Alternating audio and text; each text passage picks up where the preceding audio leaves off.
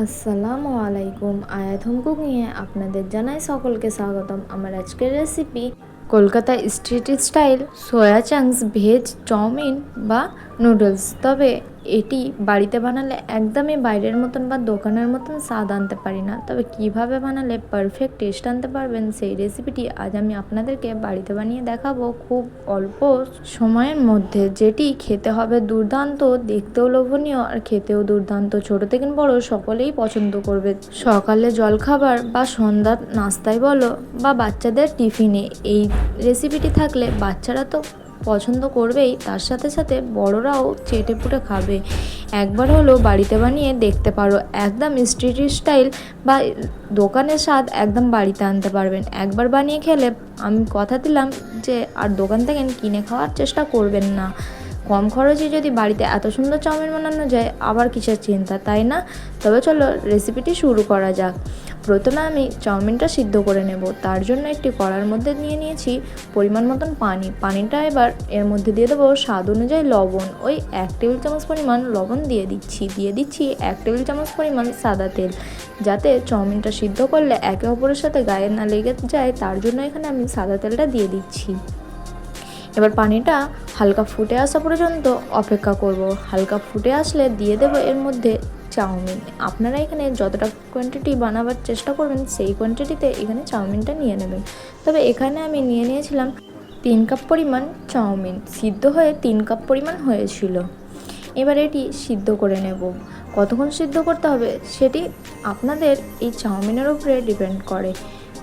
চাউমিনটা যখন দেখবেন হালকা সিদ্ধ হয়ে এসেছে, মানে 80% মতন এটি সিদ্ধ করতে হবে। বাকি 20% যখন ভেজিটেবলের সাথে ফ্রাই করব বা রান্না করব, তখনই এটি পুরোটা 100% রান্না করতে হবে। তার বেশি কিন্তু এটি রান্না করার চেষ্টা করবেন না, তাহলে একদম ঝরঝরেও হবে না আর খেতেও ভালো লাগবে না, চাউমিনটা গেলো গেলো হয়ে যাবে।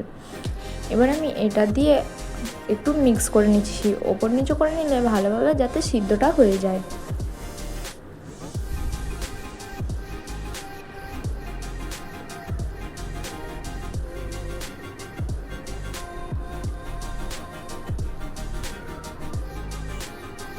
এখানে আমার সিদ্ধ হয়ে গেছে। এবার আমি একটি স্টিনারে ঝরিয়ে নেব। তবে এখানে লক্ষ্য রাখতে হবে একদমই ঠান্ডা পানিতে ধরবেন না, তাতে করে অনেকটা টেস্টটা চলে যাবে। আপনারা একটা স্টিনারের সাহায্যে ছেঁকে একটি বড় পাত্রের মধ্যে এটি ছড়িয়ে রেখে দিতে পারেন ঠান্ডা করতে, তাহলে দেখবেন আর হবে না। আবারও সেম কড়া বসিয়ে নিয়ে আমি এখানে 1/2 কাপ পরিমাণ সয়া চাংসকে নিয়ে সুন্দরভাবে গরম করে নিয়েছি বা সিদ্ধ করে নিয়েছি। এবার আবার একই কড়া বসিয়ে আমি দিয়ে দিচ্ছি পরিমাণ মতন তেল। এখানে আমি 2 টেবিল চামচ পরিমাণ সাদা তেল নিয়ে নিয়েছি। তবে এখানে লক্ষ্য রাখতে হবে লোহার কড়ার মধ্যে বা চাইনিজ কড়ার মধ্যে রেসিপিটি বানাবার চেষ্টা করবেন। চাইনিজ রেসিপি সবসময় লোহার জিনিসেই তৈরি হয়, যাতে স্মোকি ফ্লেভারটা সুন্দরভাবে ছড়িয়ে আসে আর স্মোকি ফ্লেভারটা চাইনিজ রেসিপিতে খুব ভালো লাগে। এবার আমি তেলটা দিয়ে সয়া চাংসটা হালকা ভেজে নেব, লাল হওয়া পর্যন্ত এটি আমি ভেজে নিচ্ছি। তবে গ্যাসের ফ্লেমটা লোতে রাখতে হবে। এখানে সয়া চাংসগুলো ভালোভাবে পানি ঝরিয়ে আমি এখানে ভেজে নিচ্ছি, লাল হওয়া পর্যন্ত ভেজে নিতে হবে। তবে বেশি লাল করার প্রয়োজন নয়, ওই হালকা গাগুলো লাল হয়ে আসলে আমি এখান থেকে তুলে নেব। আপনারা চাইলে সয়া চাংসের বদলে ডিমের ঝুড়ি করেও এটি বানিয়ে নিতে পারেন, তবে আমি আজ যেহেতু ভেজ দেখাচ্ছি তাই এখানে ব্যবহার করছি সয়া চাংস।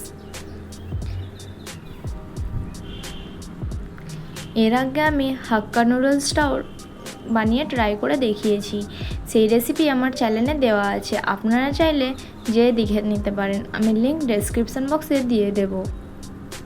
এখানে আমার ভাজা হয়ে গেছে। এবার আমি একটা প্লেটের মধ্যে তুলে নিচ্ছি।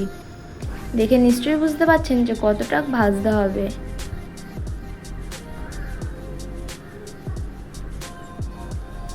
ওই একই কড়ার মধ্যে দিয়ে দেব আরও 2 টেবিল চামচ পরিমাণ সাদা তেল। তেলটা এবার সুন্দরভাবে গরম করে নিচ্ছি। তেলটা গরম হয়ে আসলে দিয়ে দেব আদা আর রসুন ছোট ছোট করে কুচি করে রাখা। তবে আপনারা চাইলে এখানে গ্রেট করেও দিয়ে দিতে পারেন। আবার যারা রসুন খেতে পছন্দ করেন না, তারা এই রসুনটাকে স্কিপ করতে পারেন। এবার সুন্দরভাবে ওই 2 থেকে 3 সেকেন্ডের জন্য ফ্রাই করে নেব। আদা আর রসুনটা সুন্দরভাবে ফ্রাই হয়ে আসলে বা লালচে হয়ে আসলে দিয়ে দিচ্ছি এখানে কাঁচা লঙ্কা। কয়েকটা কাঁচা লঙ্কাকে মাঝ বরাবর চিড়ে আমি এখানে দিয়ে দিচ্ছি। আপনারা আপনাদের ঝাল যেই পরিমাণে খেতে পছন্দ করেন সেই পরিমাণে এখানে কাঁচা লঙ্কাটা ইউজ করতে পারেন। এবার কাঁচা লঙ্কাটা দিয়ে আরও 1 থেকে 2 সেকেন্ডের মতন এখানে ফ্রাই করে নিচ্ছি। এবার দিয়ে দেবো কুচি করে রাখা পেঁয়াজ। এখানে আমি একটি মাঝারি সাইজের পেঁয়াজকে এরকম স্লাইস করে কেটে নিয়েছি। এবার পেঁয়াজটা দিয়ে আরও 2 থেকে 3 সেকেন্ড মতন ফ্রাই করে নিতে হবে।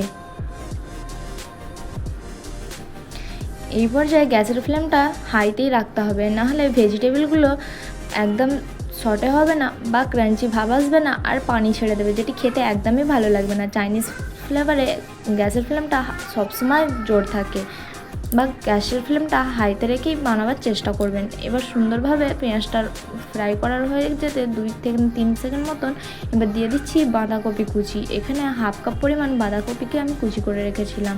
এখানে আপনারা চাইলে আপনাদের পছন্দ মতন ভেজিটেবল অ্যাড করতে পারেন। এবার ভেজিটেবলটা দিয়ে 2 মিনিট মতন আমি হাই ফ্লেমে ফ্রাই করে নিচ্ছি, যাতে বাঁধাকপিটা নরম হয়ে আসে। তবে এখানে ফ্রাই করতে হবে, সবজি থেকে একদমই পানি বার করা যাবে না, তাই হাই ফ্লেমেই বারবার বলছি এটি বানাবার চেষ্টা করবেন। এবার 2 মিনিট পর আমি দিয়ে দিচ্ছি গাজর কুচি। এখানে 1/2 কাপ পরিমাণ গাজর কুচি নিয়েছি। আপনারা আবারও বলছি আপনাদের পছন্দ মতন ভেজিটেবল অ্যাড করতে পারেন। এখানে চাইলে পনির, আরও ব্রোকলি বা আরও অন্যান্য ভেজিটেবলও অ্যাড করতে পারেন। পনির দিয়েও এটি বানিয়ে নিতে পারেন সয়া চাংসের বদলে। এবার গাজরটা দিয়ে আরও 2 মিনিট মতন ফ্রাই করে নিয়ে এবার দিয়ে দিচ্ছি আমি ক্যাপসিকাম কুচি। এখানে একটি মাঝারি সাইজের ক্যাপসিকামকে কুচি করে নিয়েছি, এরকম পাতলা পাতলা করে সরু সরু করে কুচি করে দিয়ে দিয়েছি। এবার ক্যাপসিকামটা দিয়ে আরও 2 থেকে 3 মিনিট মতন ফ্রাই করার পর দিয়ে দিচ্ছি সয়া চাংসগুলো, যেই সয়া চাংসগুলো ভেজে রেখেছিলাম সেইটা। এবার সয়া চাংসটা দিয়ে ভালোভাবে মিক্স করে এখানে দিয়ে দিচ্ছি 1 টেবিল চামচ পরিমাণ গোলমরিচের গুঁড়ো। গোলমরিচের গুঁড়োটা অবশ্যই ব্যবহার করবেন, এতে ফ্লেভারটাও ভালো আসে আর খেতেও ভালো লাগে। এবার গোলমরিচের গুঁড়োটা দিয়ে ভালোভাবে মিক্স করে আমি এটি ফ্রাই করে নেব হাই ফ্লেমে ওই 2 থেকে 3 মিনিটের জন্য। বা সুন্দরভাবে ফ্রাই হয়ে আসলে এখানে দিয়ে দেবো আমি কিছু সস। এখানে দিয়ে দিচ্ছি ভিনেগার 1 টেবিল চামচ পরিমাণ, দিয়ে দেবো সয়া সস 1 চা চামচ পরিমাণ, আর দিয়ে দিচ্ছি 1 টেবিল চামচ পরিমাণ গ্রিন চিলি সস। আপনারা গ্রিন চিলি সসের বদলে রেড চিলি সসটাও ব্যবহার করে নিতে পারেন। দিয়ে দিচ্ছি 2 টেবিল চামচ পরিমাণ টমেটো কেচাপ। আর এখানে বলে রাখি এখনও পর্যন্ত আমি লবণটা কিন্তু ব্যবহার করিনি, যেহেতু আমি চাউমিনটাও যখন সিদ্ধ করেছিলাম তার মধ্যে লবণ দিয়ে সিদ্ধ করেছি। আবার যেহেতু এখানে সসগুলো ব্যবহার করা হচ্ছে, সসের মধ্যেও লবণ পর্যাপ্ত পরিমাণ থাকে, তাই এখানে আমি লবণটা ব্যবহার করলাম না। তবে আপনারা আপনাদের টেস্ট অনুযায়ী লবণটা ব্যবহার করতে পারেন। যখন চাউমিনটা হয়ে যাবে তারপরে একটু টেস্ট করে দেখে নিতে পারেন, যখন লবণটা কম লাগবে তো সেই পর্যায়ে অল্প একটু লবণ দিয়ে আরও 2 মিনিটের মতন ফ্রাই করে নিলেই টেস্ট এসে যাবে। এবার সসগুলো সুন্দরভাবে দিয়ে আমি আরও 2 মিনিট মতন এটিকে ফ্রাই করে নেব, যাতে সসের কাঁচা গন্ধটা চলে যায়। সুন্দরভাবে ফ্রাই করা হয়ে গেলে আমি এখানে দিয়ে দেব চাউমিনগুলো। ওই সিদ্ধ করে রাখা চাউমিনগুলো দিয়ে দিচ্ছি, দিয়ে এবার সুন্দরভাবে মিক্স করে নিতে হবে। মিক্স করে এটি আমি ফ্রাই করতে থাকবো বা মশলার মধ্যে দিয়ে ভাজতে থাকবো, যতক্ষণ পর্যন্ত না চাউমিনটা ভাজা ভাজা হয়ে আসে বা 100% মতন রান্না হয়ে আসে। এখানে আমার রান্না হয়ে গেছে। এবার একটি আমি প্লেটের মধ্যে সার্ভ করে দেখিয়ে দিচ্ছি যে কতটা সুন্দর আর কতটা লোভনীয় হয়েছে। দেখে নিশ্চয়ই বুঝতে পারছেন একদম দোকানের মতন কালার এসেছে না? অতিথি আপ্যায়ন বলো বা বাড়িতে যাকেও খাও না কেন, কেউ বুঝতেই পারবে না এটা কিনে খাইয়েছো ইয়া বাড়িতে বানিয়ে খাইয়েছো। একদমই বিশ্বাস করবেন না যে আপনি বাড়িতে বানিয়ে খাইয়েছেন। একবার হলো বাড়িতে ট্রাই করে দেখতে পারেন, অবশ্যই ভালো লাগবে। ওপর থেকে আমি কিছুটা দিয়ে দিচ্ছি টমেটো কেচাপ আর গ্রিন চিলি সস। এবার এটি আমি সার্ভ করে নেব। রেসিপিটি কেমন লাগলো অবশ্যই জানাতে ভুলবেন না। রেসিপিটি ভালো লাগলে লাইক কমেন্ট শেয়ার করে যেতে একদমই ভুলবেন না। আর যারা আমার চ্যানেলে নতুন তারা চ্যানেলটিকে সাবস্ক্রাইব করে পাশে থাকবেন। আল্লাহ হাফেজ, আবার দেখা হচ্ছে নেক্সট রেসিপিতে।